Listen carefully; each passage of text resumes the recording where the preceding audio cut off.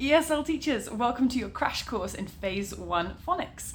And today we're going to be looking at 3 skills from the 7 aspects of Phase 1 Phonics. And those skills are rhythm, rhyme, and environmental sounds.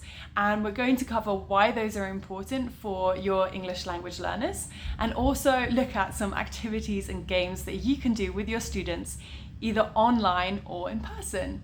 So number 1 is rhythm. Are you ready? Let's go. How do you teach rhythm to young children?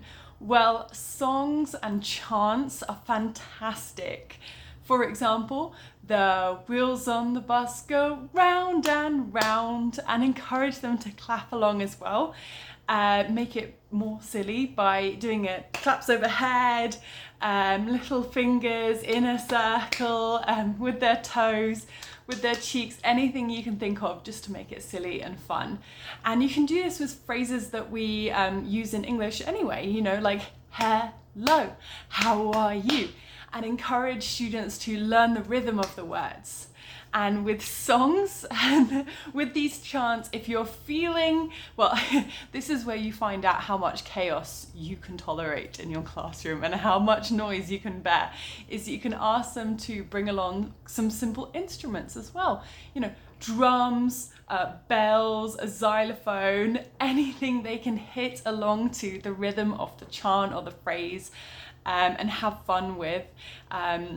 Is fantastic. And if you're not up for that level of noise, or if you can't use a mute button, you could use something made out of foam, just so you can keep that noise level not totally,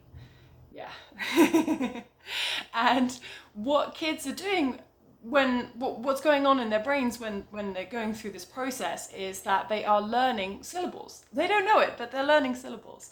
So they'll learn, for example, that hello is 2 syllables, and how are you, those 3 words are 1 syllable each. And this really, really helps them when it comes to later decoding written language, because they'll be able to listen to a word and figure out how many syllables are in it, or read a word and figure out how many syllables are in it.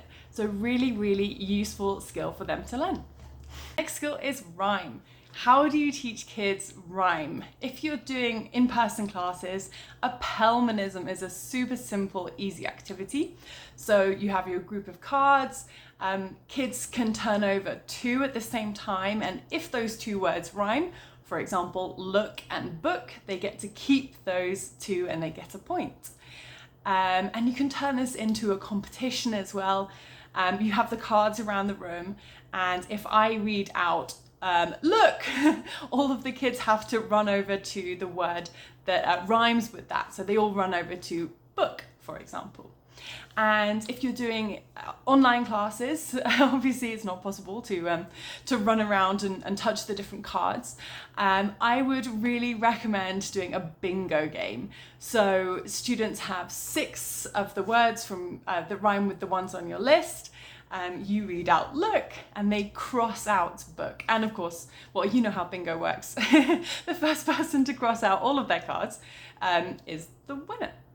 And this helps kids because they're learning the difference between sounds. So for example, they're learning the difference between, say, and or v and f, for example.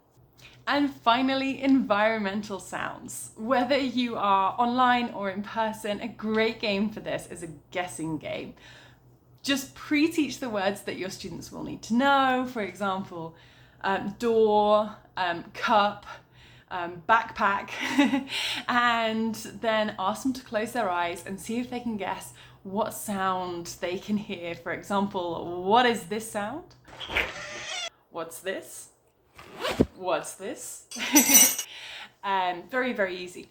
So, and then after you've done that, you'll have half of them maybe close their eyes, the other half go and get something, see if they can get it to make a noise, and then their partner can guess what they're listening to, and then bring back rhythm at this point. So maybe they can use these objects to make a rhythm. Maybe you can look at the rhythm of the words. Do any of them rhyme? It all links together. So there we go. Those are 3 key ideas from phase 1 of phonics. A really good place for your kids to get grounded in some of the key principles so they're able to differentiate between sounds, and that will stand them in really good stead when they come to reading and writing. Remember, you can get so much advice, so many ideas and resources from the global home of ESL, that is Twinkle. So come along and see us, and I will see you there. Bye bye.